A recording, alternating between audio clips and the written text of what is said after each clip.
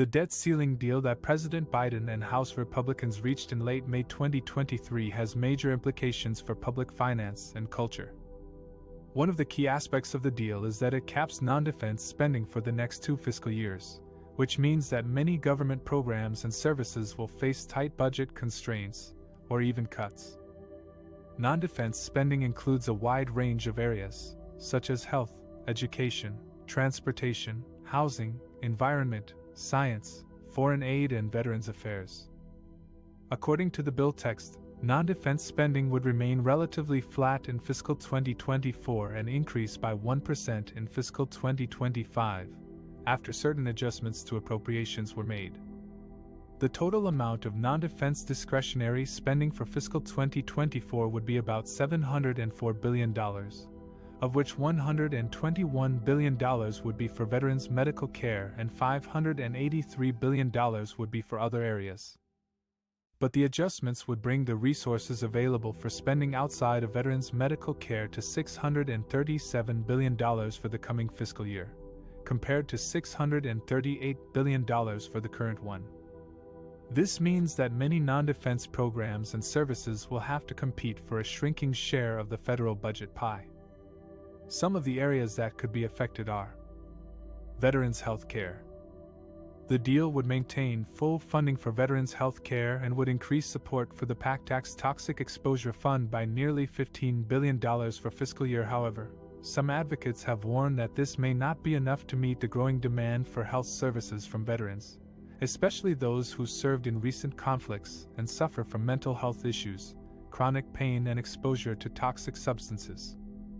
They also argue that veterans' health care should not be subject to budget caps at all, since it is a mandatory obligation of the government to those who served.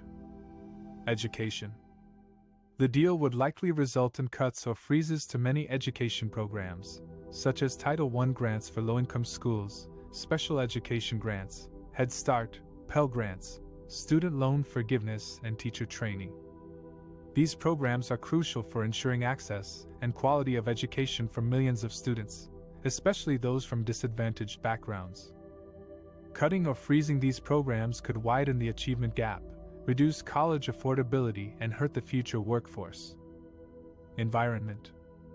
The deal would also affect environmental programs, such as the Environmental Protection Agency, the National Park Service, the Fish and Wildlife Service, and climate change initiatives. These programs are responsible for protecting public health, natural resources, and wildlife from pollution, degradation, and extinction. Reducing or freezing their funding could undermine their ability to enforce environmental laws, monitor air and water quality, preserve national parks and monuments, and address the impacts of climate change. The debt ceiling deal is a compromise that avoids a default on the nation's debt, but also imposes significant limits on non-defense spending for the next 2 fiscal years. This could have serious consequences for various government programs and services that affect public finance and culture, especially for veterans' health care and education. While some areas may receive more funding or exemptions under the deal, many others will face tough trade-offs or cuts that could harm their beneficiaries and goals. One of the most controversial aspects of the debt ceiling deal is how it affects millions of low-income Americans who rely on food assistance under the Supplemental Nutrition Assistance Program, or SNAP. SNAP is the largest anti-hunger program in the country, providing monthly benefits to more than 20 million households that can be used to buy food at grocery stores.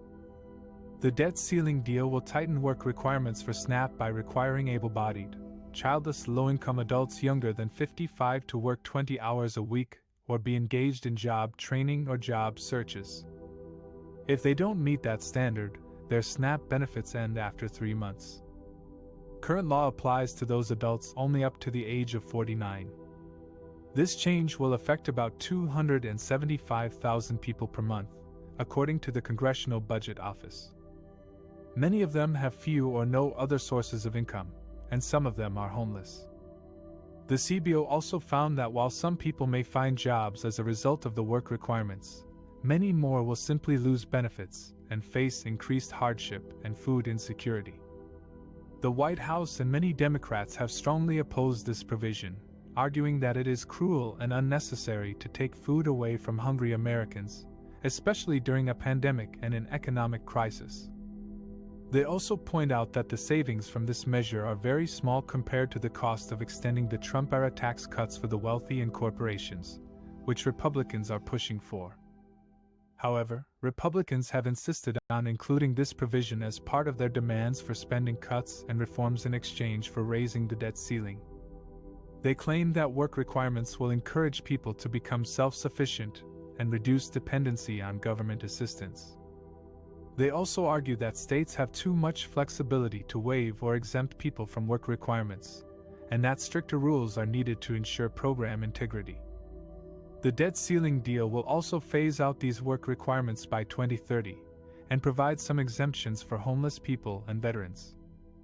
But for many low-income Americans who depend on SNAP for food, the deal will mean more barriers and less support in the next few years.